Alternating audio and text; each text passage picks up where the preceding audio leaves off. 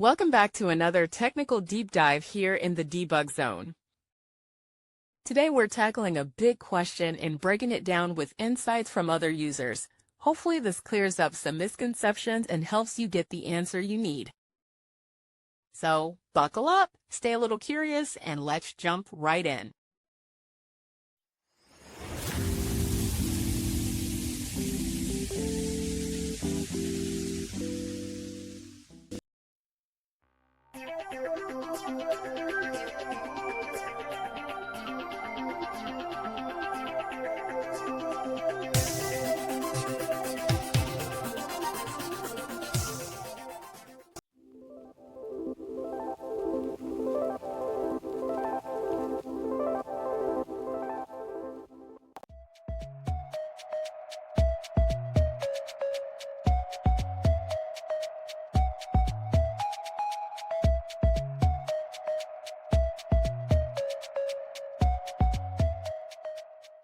And that's a wrap.